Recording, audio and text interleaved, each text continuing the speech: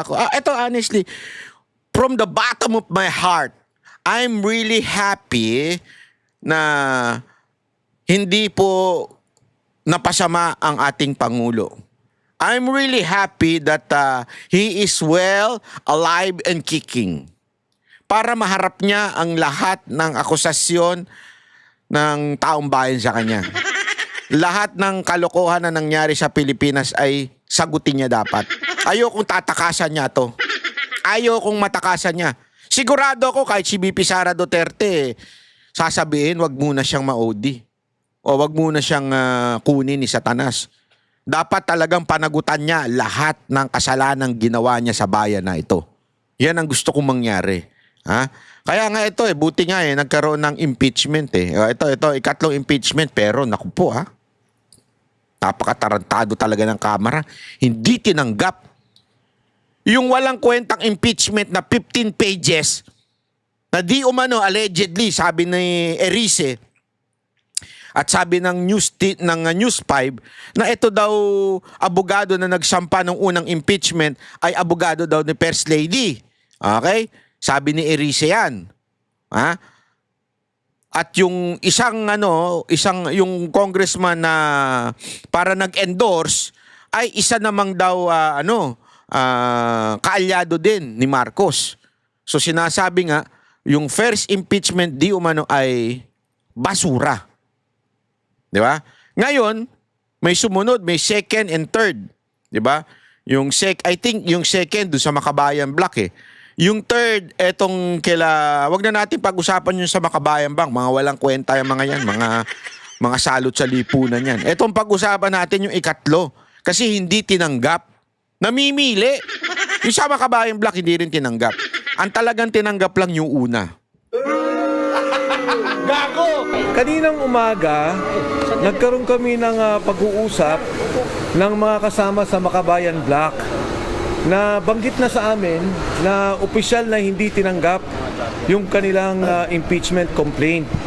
Kaya kami may prepared statement na kami tungkol dito sa ginawa dahil na-anticipate na namin na talaga magkakaproblema sa mismong pag-file namin. At katulad nga na nangyari at na-anticipate namin, ganun nga. So if I will be allowed to read the statement to be clear, distribute na lang siguro.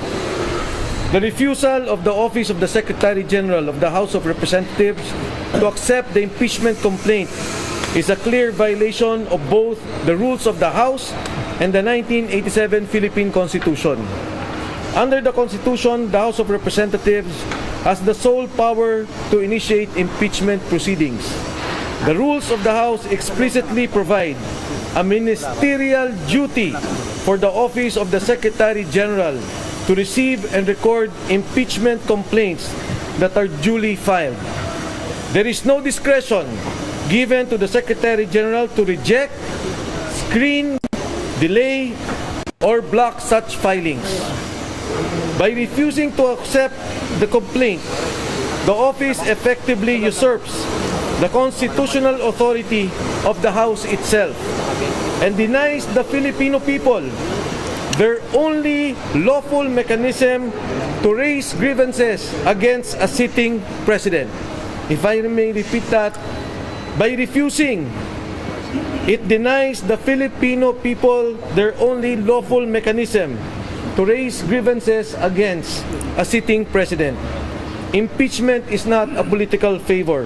It is a constitutional right.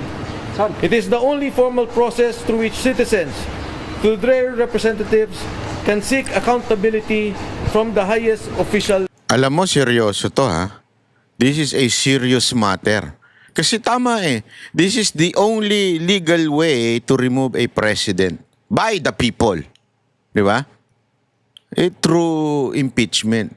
Pero bakit ginaganito nila? Bakit po nila ginaganito ang siste? Di ba? I mean, kayo nga inantay nyo pa yung pang-apat Lahat, inano nyo Talagang, tinambay nyo. Sige, tambay muna dyan. Tapos itong pang-apat, yun ang pinili ninyo. Bakit ito? Hindi nyo tinatanggap, di nyo man lang tinignan, talagang dininay ninyo. That's not right. Ano to? Talagang kontrola. Ito, napapagalataan tuloy na kontrolado ng papresidente ang Kamara. Di ba? Napaka-obvious. Mga kababayan, this is not right. Dapat talaga malinaw itong ginagawa ng gobyernong ito. Dapat to itinatanggap yan. Yan ho ay karapatan namin. Hindi po ito privilege, hindi ito para bagang option, hindi. Dapat tanggapin yan. Whether you like it or not, you have to accept it. Di ba? Kailangan mong tanggapin. Of the land. To block this process is not merely procedural error. It is a constitutional violation, an obstruction of a lawful remedy, and a direct assault on the people's right to petition government for redress of grievances. The House of Representatives exists to serve the people, not to shield those in power from scrutiny. The rules are clear. The Constitution is clear. The duty is clear. And no office has the authority to silence the people's voice. Maraming salamat po at magandang hapon sa inyong lahat. If I may distribute this. Meron ako idadagdag, sandali lang, dadagdag ko lang. Yung impeachment complaint is actually a people's complaint. Yun lang. So, hindi kailangang pigilan ang reklamo ng taong bayan. It's a people's complaint. It's a constitutional process na nasa constitution natin na pinoprovide para sa ating lahat. Ako naman, wala na akong idadagdag. Okay na yun. Yung masasabi nila hindi tinanggap yung impeachment complaint. Sino? Hindi tinanggap. Hindi, yun nga, sa hindi pagtanggap nila, it is not only a violation of the rules, but of course of the Constitution. At ang mas mahalaga, ito lang kasi ang paraan ng taong bayan na magreklamo sa nakaupong Pangulo. Hindi ka pwedeng mag-file sa ombudsman, hindi ka pwedeng mag-file sa korte. Sa ginawa nilang to, parang tinatanggal nila yung karapatan ng taong bayan na magkaroon ng maayos, legal na pagreklamo doon sa nakikitang problema sa nakaupong presidente. Ginawa niyo rin ba yung ginawa ng makabayan dito na nag-iwan kayo ng kopya ng constitution sa Hindi.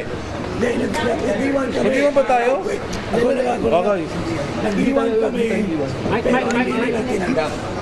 We attempted and we have recorded every possible conversation we had with So, a copy of your complaint is not inside the office of the Secretary. hindi nila tinanggap.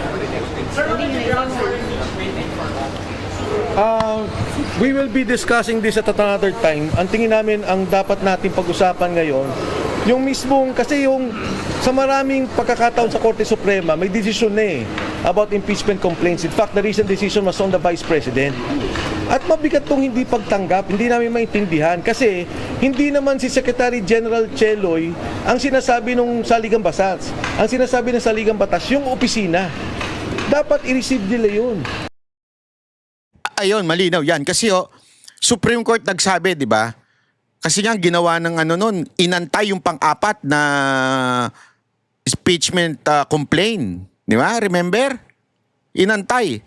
Ang sabi ng Supreme Court, kaya nga invalid yung inakyat sa Senado because inantay nyo pa.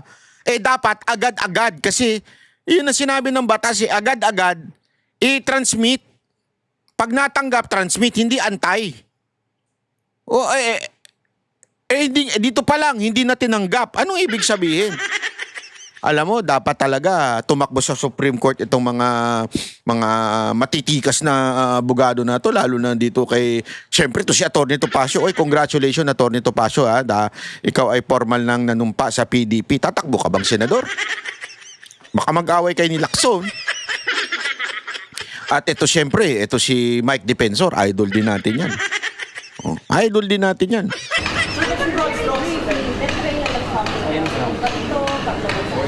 Yes, lahat. Marami. Pero let's concentrate dun sa hindi pagtanggap, please.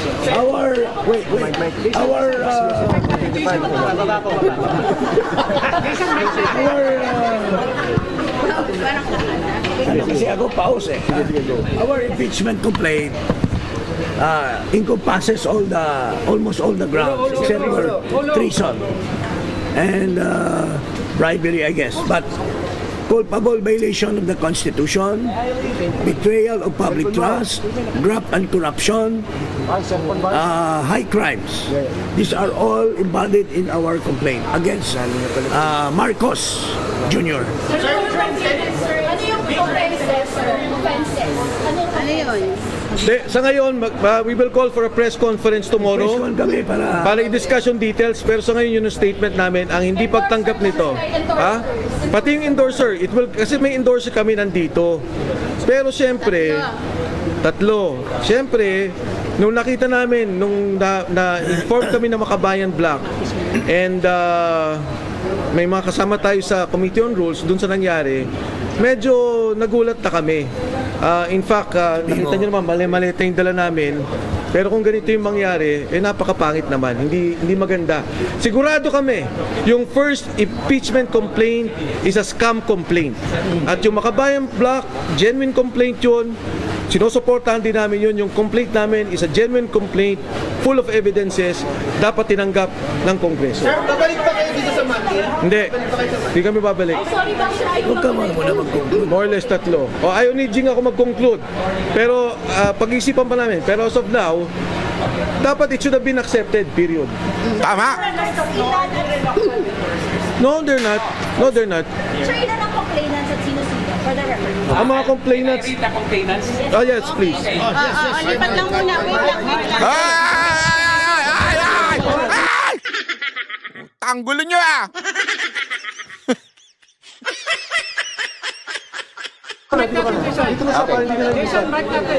Dito kami. Settle nyo na lang pala lumipat.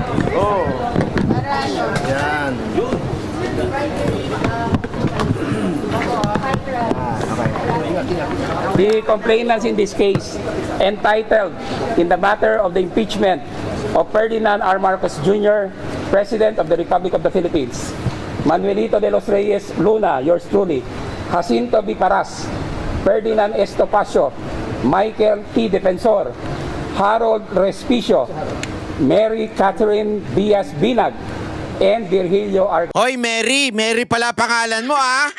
Kati, di mo sinasabi sa akin. Garcia. David Simpson. What is? We are not supporters of the president. We of the vice president. We are not supporters of the president. Huwag kayo masyadong high blood. Joke lang. But we respect the office of the vice president because he's the elected official of the land, second highest official of the land. We are citizens of the Philippines and we are exercising our constitutional duty to file this impeachment to question the betrayal of public trust, culpable violation of the Constitution, and graft and corruption and other high crimes of the incumbent President of the Republic of the Philippines, President Ferdinand R. Marcos Jr. Pero is it right to say na kayo po ay pro-Duterte group na nag-file? Irrelevant yan eh. Oo nga eh! Putang inang tanong niya eh! Gago! Ano ba? This is not ano. We are for justice. Saan ka? Pro-Philippines? Pro-people? I'm just like... Can I? Oy, Kati, wag ka masyado ring high blood. Inaway bigla ni Kati. Wow! Oh, taga saan ka?